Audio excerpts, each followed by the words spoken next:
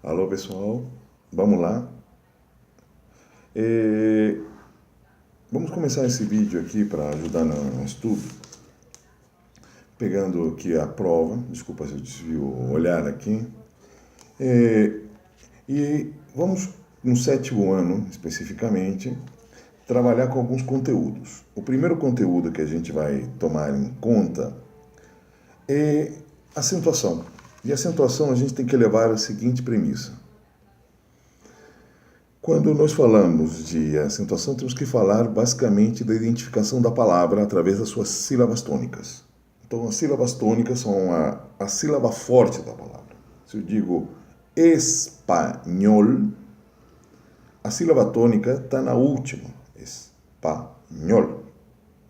Não existe essa primeira, segunda, vigésima, trigésima. Não existe isso. Existe última, penúltima, antepenúltima, e no caso espanhol existe a antepenúltima. Mas isso não trataremos agora. Quando nós falamos de acentuação, e a força da palavra, quando está na última sílaba, nós chamamos de palavras agudas. Por exemplo, como disse, espanhol. Outra, canción. Canción. Quando eu digo canción, também a sílaba está na. Só que tem uma coisa, uma regra básica. Toda vez que a palavra seja aguda, ou seja, a tônica na última sílaba, então nós teremos que prestar atenção se ela termina com a letra N, com a letra S ou com vogais. Por exemplo, café. Café, não é café, é café. Se a palavra aguda termina com N, S ou vogal, ela será acentuada. Se não, não. Por isso, café é acentuado e espanhol não, porque é uma palavra aguda que não termina com N, S ou vogais. Amor, uma palavra aguda, porque a tônica está na última, que não termina com N, S ou vogais. Simples. Até aí está claro? Tá, então vamos lá. Vamos continuar. Quando nós falamos de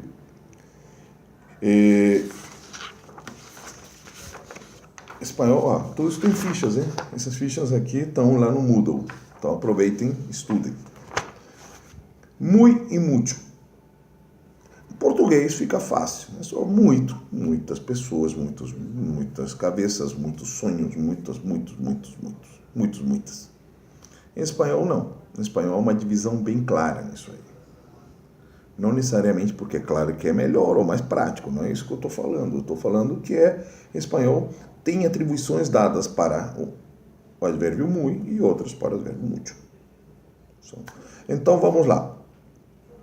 Quando nós falamos muy, nós estamos falando de, basicamente, adjetivos e advérbios. Por exemplo, bonito. Bonito. Um adjetivo. Então, muy bonito. Bonito. Ou muy bonita. Quando digo... vamos pensar, inteligentes. Muy inteligentes. Então, ela é invariável. O muy é invariável. Pode ser para plural ou para singular. Muy simpáticos. Ou muy simpáticas. Então, continuamos. Muy se dá também para advérbios. Muy tarde. Muy temprano. Muy repentinamente. Advérbio de modo. E assim vai. E também tem um outro aí que normalmente passa desapercebido, que normalmente os livros não citam, mas cabe, que seria o muy acompanhando substantivos adjetivados. Ou seja, são substantivos que têm valor de um adjetivo. Por exemplo, tá aí. Tá, por exemplo, o muy hombre. Ele é muy hombre para suas coisas. Ou seja, ele é muito homem para suas coisas. Esse muito homem, ou muy hombre, tem um valor adjetivado no substantivo, portanto, aí também cabe. Mas isso também a gente pode ir aprofundando durante o processo, tá bom? Mucho, já não.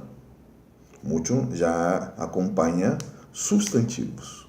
E aí vai ter que concordar de acordo com o objeto em questão. Por exemplo, autos. Então seriam muitos autos, masculino, plural.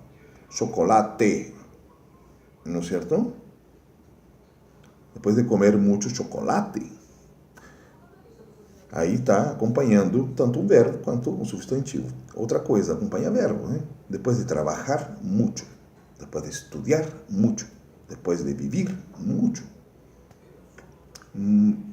Tá vendo aí? Substantivo, esperanças, muitas esperanças. E aí vai. E isso você também vai encontrar aqui e no seu livro. Ok? E por último, vamos trabalhar pronomes complemento. Pronomes complemento, nesse caso, indireto. O que nós trabalhamos aqui? É a oportunidade de sair da frase para o texto. O pronome complemento permite substituir o complemento direto. E o que é o complemento direto? É um complemento verbal. Por exemplo, Juan compra. Olha o verbo aí. Primeira coisa, verbo. Juan compra. Vamos pensar aqui. Compra pan. Pan para comer. Compra pan a sua madre. Nesse caso, sua madre, ella. Então vamos lá. Vamos entender. Se Juan compra alguma coisa, obviamente. E se compra alguma coisa, obviamente, para alguém. Ou algo, ou uma instituição, um organismo, mecanismo, qualquer coisa. Quando digo mecanismo, entendo-se mecanismo social. Instituições ou coisa que lhe vale. Então vamos lá. Se Juan compra pan a sua madre, então vamos entender que o complemento direto é o objeto em questão da ação. Está diretamente ligado ao verbo. Ele compra pan. Esse é o complemento direto. O complemento indireto é a sua madre, é o destinatário dessa ação, o objeto dessa ação. Ou seja, quando digo objeto, entende-se a meta, ou a quem devemos chegar com esse objeto.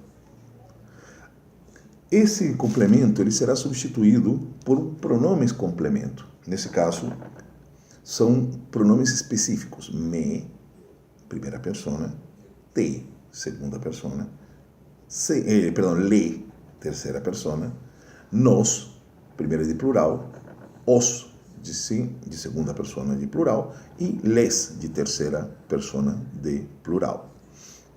Por exemplo, como nesse caso, a sua madre é singular e é ela terceira persona, então seria le. Se eu quero substituir isso, eu vou refazer a frase. Então, vou colocar Juan, aí olha só, o pronome vai para a frente do verbo, le compra pan. Juan le compra pan. Olha como mudou a frase em relação a Juan compra pan para ella, ou a sua madre. Viram? Essa mudança. Agora tem uma exceção. Na verdade, são 3 exceções. Uma se o verbo termina em infinitivo. Por exemplo, depois, Juan vai comprar pan a sua madre. Comprar, infinitivo, terminação ar, ou ir. Então, nesse caso, o pronome que iria na frente dele vai segui-lo e vai ficar grudado. Então, vai ficar assim. Juan vai comprar-lhe pan. Esse le já substitui a sua madre. Segunda exceção. Se for um verbo em infinitivo. Perdão, infinitivo não, em gerúndio. Terminação ando ou yendo. Então, vamos lá. Juan está comprando pan a sua madre. Está comprando. Então, como são 2 verbos, estar e comprando, obviamente se entende como se fosse uma locução, uma perífrase. O verbo principal é que nos interessa. Então, vamos lá. Como é um verbo em gerúndio, o verbo, ou seja, o pronome vai acompanhá-lo depois. Então, fica assim. Juan está comprando-lhe pan. Tá claro? E vamos colocar um detalhe fundamental da terceira exceção, um imperativo. E isso a gente identifica basicamente com uma vírgula em relação a uma ação em um tempo presente. Por exemplo, Juan compra pan a sua madre. eu poderia colocar uma vírgula. Juan, vírgula. Em espanhol, coma, coma. Eu digo, Juan, compra pan a sua madre. Não precisa dar esse tom, basta a vírgula, que já diferencia. Juan, compra pan a sua madre.